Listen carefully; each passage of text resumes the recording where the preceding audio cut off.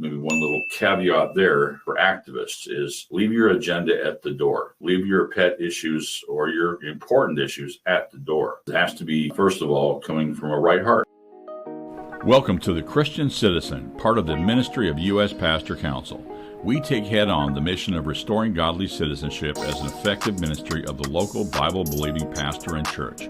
Man calls it politics, but God calls it ministry, and our mission of, by, and for pastors is to bring a united biblical voice to the critical issues of our day. Scripture speaks to all issues impacting lives, and so should our pulpits. Join us for today's program.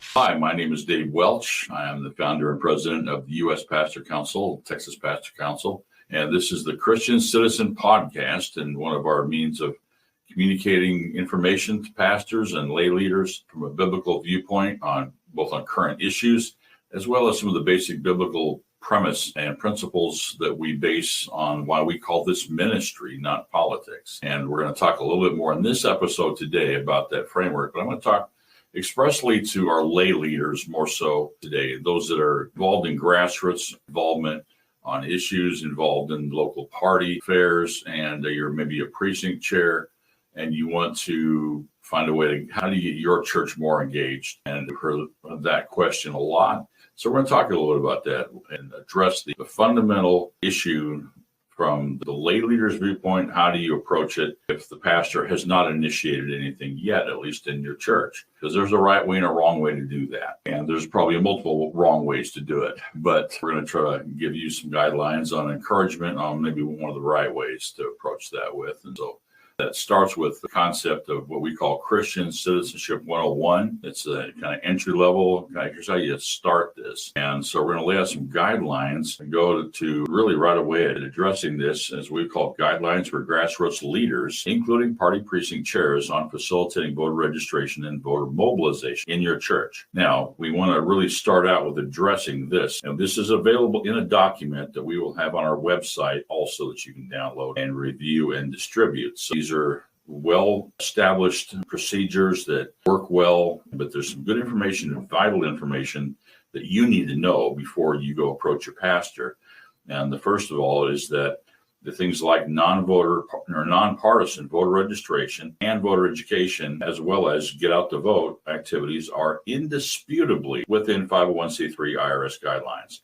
So this whole concern about, well, I don't want to lose or jeopardize my tax exempt status, nothing in any of these materials or what we're urging churches to do in any way comes even close to challenging or threatening that standard. That's a whole other conversation for another day as to the validity of that. But here's just one point to bring up is that since 1954, not a single church has lost its nonprofit status for conducting these steps. Now, only one church has ever lost its tax status, rarely, but it wasn't for doing these things we're talking about. So legality is not a question. Your greatest challenge is appealing to your senior pastor, priest, rector, or rabbi. We're going to, in the materials called SP for short, that conducting these steps is necessary and important ministry, which is true. And you, as a lay leader, really need to specifically work your own preparation into that concept. This is ministry. You're not trying to get the pastor involved politically. You're not promoting a specific party or an issue. This essential thing is basic citizenship, which is why it's critical that we all participate.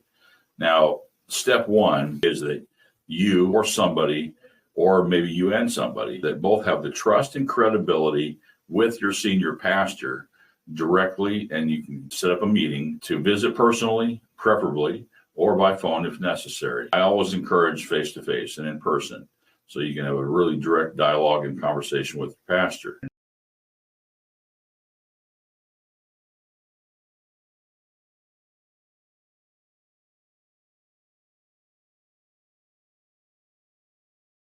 Which we'll talk about here in just a minute. You've got to make it clear your purpose is to seek the senior pastor's approval and blessing to carry out these nonpartisan activities in the church, that you're desiring to do it under the pastor's blessing and authority.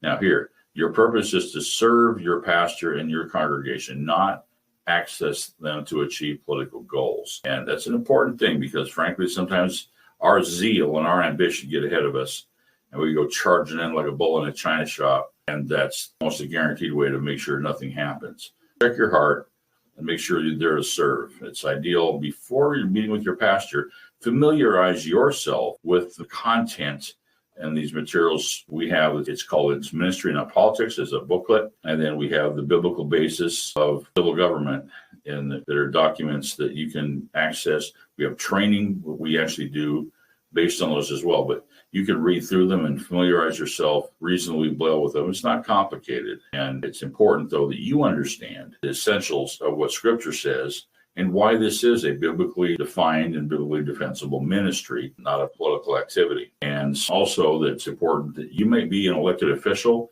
You might be a Republican precinct chair or party officer, such as a county chair or executive committee member at the state level. It doesn't matter. These activities all are consistent and they're being done in a nonpartisan way to make sure you're approaching your pastor that way. Don't come to him as the Republican official or whatever that may be, but as a member of the church who's seeking to serve in that capacity and approach this, again, officially from a nonpartisan standpoint. Now, we've got a lot of other things we can dive into on that question, but these things of voter registration, voter turnout, and voter education can and should be done in large part within the church unit on a nonpartisan basis. It's important. And there's another source that First Liberty provides, which we use as our primary resource for what churches can and cannot do. And just think can, because none of this, again, is anywhere near the line of what the IRS says can't be done by 501c3s. Once you've received your senior pastor's approval and go ahead, then you should reach out and enlist a team. Find those, you know who they are, people that you're active with, they're in the church. If you're in a smaller church, it may just be one person working with the pastor to take this load off and make sure this ministry is carried out effectively. In a medium-sized church and larger churches, you're going to need a team. Set up what we call our Faith Votes team. You can call it community impact. There's other names for it. Same concept.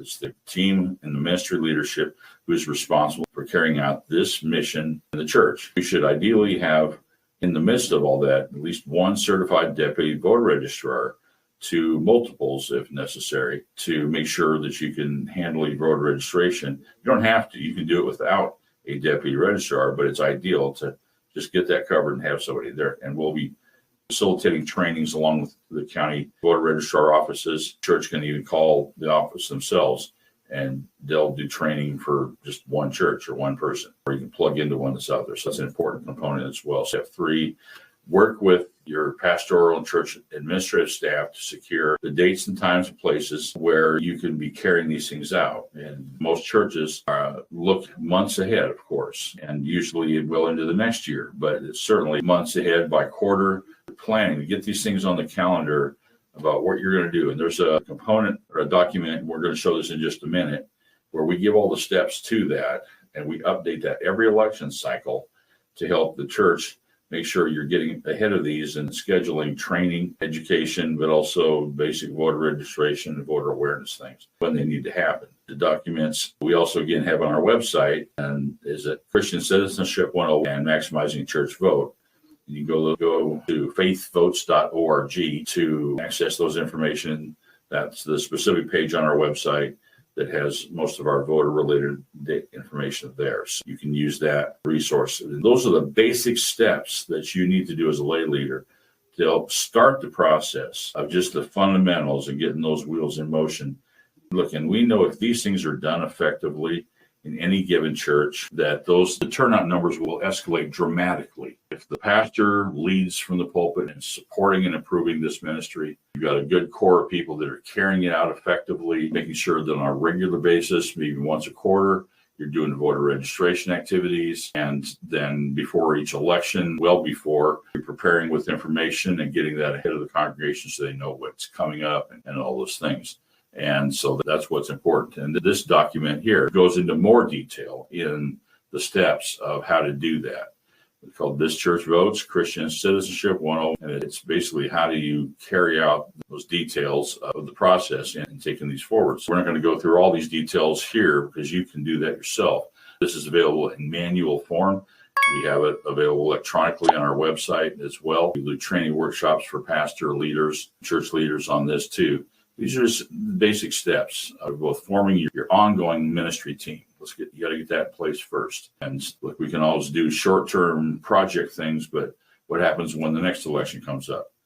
Our urge is for pastors and our churches, think long-term on this, think next generation, frankly. And so forming that team is important. And then taking those steps ahead, looking at things that can be done after that, establishing your goals, but then saying, how do you maximize that vote turnout? And just an announcement on the Sunday before the election doesn't cut it, just doesn't do it.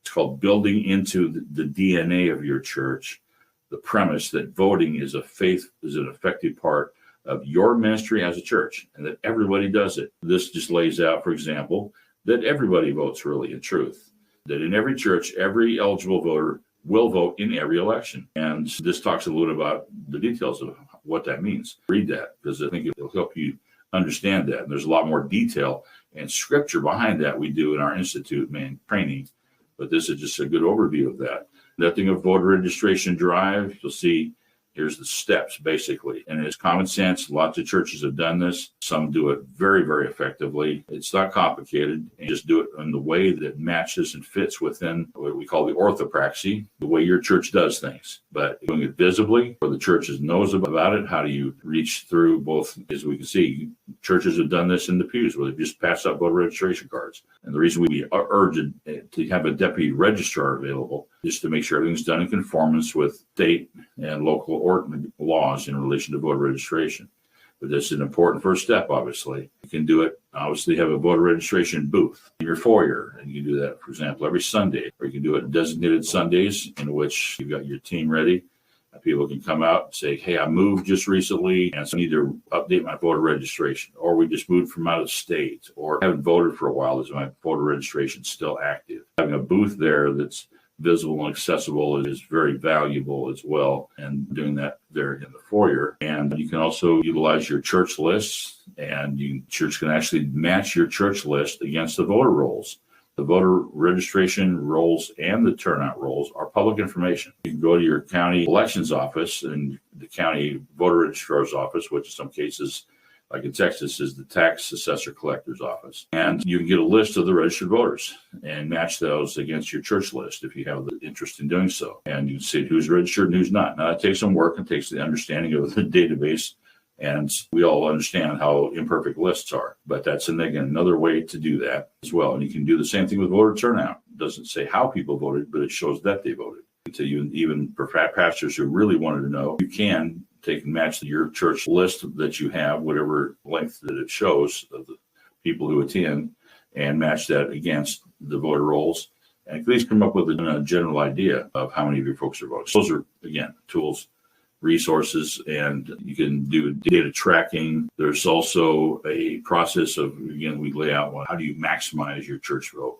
What are the steps you can take? This America Plan, which is our basic fundamental purpose and mission for every church. If we do these things in every church, we would change the nation. It's just the essentials. We're asking pastors to articulate biblical positions on issues of the day, to motivate our congregations to be involved in our community, get out and get involved various ways. And of course, we all understand there's a lot of ministries out there serving, talking also in the areas of government, of citizenship, of political parties, campaigns, things of that nature. There's things we can do. Educate, essentials of a biblical worldview. We've got to think biblically. Our American Christian heritage, it is unique. It's different than other nations. Our role as a constitutional republic. There are educational things we can be doing in the church. And of course, register. Everyone needs to be registered to vote. Just covered that. Inform. Our people need to understand who's on the ballot. The more we can know about those people that are on the ballot through voter guides and things of that nature, we need to have people ready to go to the polls. And that's an important asset as well. And of course, coordinate with other churches in this community. Let's do this stuff together. The more churches doing these things together, and especially the pastors being united, which is the essence of the pastor councils, then it just multiplies exponentially the impact in the community. And of course, activate. Get them out, get them voting, and involved in those. That's basically the America Plan. These are the key election dates for this year, 2024. And a reminder that there's voter registration deadline. There's early voting, of course, then the election day.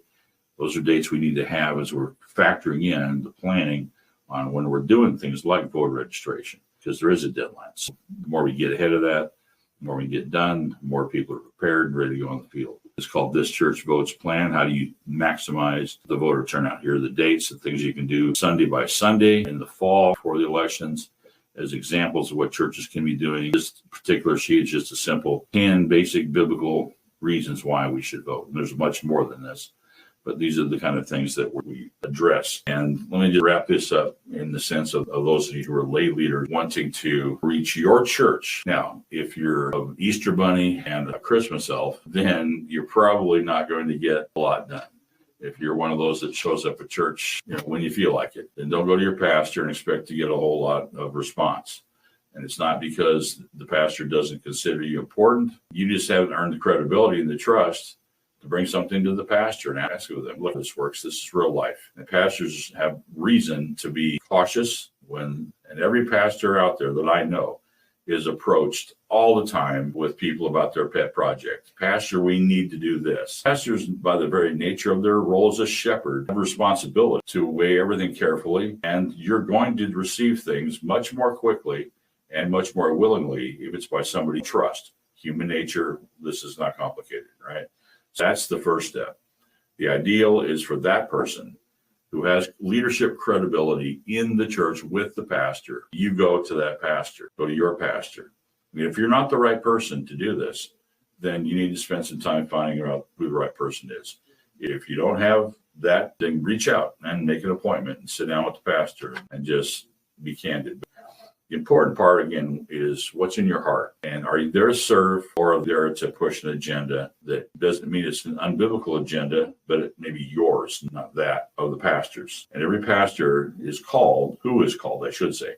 Not every pastor is called by God. There are some that are holding down positions. But those pastors that are truly called by God to serve in their positions, in their role, to take that seriously, they will have ears to hear. If you approach them right and properly with the right spirit, the right information, the right content, many more pastors will do much more than they're doing now. They may not do everything and leap all the way through to establishing a ministry, but they say, yeah, let's do voter registration and let's do some voter awareness things because our people need to participate. Whatever you can get done, approaching it this way is a huge leap forward, as we well know in the big picture, because when we add all those one votes add up to 1 million votes. And statewide across the state of Texas, one church increased by 1 vote, and you get to the drill. So lay leaders, party officials, precinct chairs, do this right. Be patient. And remember that the church is not going to be, should never become a wing of any political party. It's the Church of Jesus Christ. And it is eternal. And it is the one institution literally ordained by God himself to carry out his works. That church, the true church, preceded the existence of this nation. They will live beyond this nation. Our role as a citizen of this earth and of this country fit within the greater context of our role as citizens of heaven. Just keep that in mind and remember that when we're doing this. It's important. It's vital. But at the end of the day, eternity is more important. So this is where our charge is for you to check your heart, check your methods, get your information together, and do this well prepared and go to your pastor. And we're here available to anyone to help assist you, provide information for you, answer questions. As we do this, and we've got pastors all across the state that have been doing this, leading it, and we have lots of great examples of church ministries that are working this. So go to uspastorcouncil.org. All this information, our faithvotes.org page specifically has these documents there. And of course, you can contact us, call us at 832-688-9166 if you need information, questions, or we can help you. But thank you for what you're doing as a lay leader of concern and interest, a citizen, mother and father. Like every single one of us has a role, and every vote counts. God bless. As we conclude another enlightening episode of the Christian Citizen Podcast, we want to share a mission that resonates with our values. The U.S. Pastor Council, a beacon of courage, unity, and faith, is calling on you to partner with us. This pastor-led ministry, deeply rooted in biblical principles, aims to empower pastors and their congregations across racial and denominational lines to impact our culture and community through concerted prayer and effective action. Your support and donations can help us build strong, functioning teams of pastors in every corner of our cities, creating a grassroots network that could truly make a difference. Together, we can bring about Christ-centered change in our communities, provide resources for pastors, and connect with our leaders. This is more than just a donation. It's an opportunity to be part of a movement, to answer a call that echoes across the plains of Texas and even coast to coast. It's a chance to unite under a common cause and make a real impact. So we urge you, our listeners, to donate today and join us in our mission to bring about true transformation. Together, we can answer the call. Visit us at uspastorcouncil.org. That's uspastorcouncil.org. Thank you for being a part of this journey.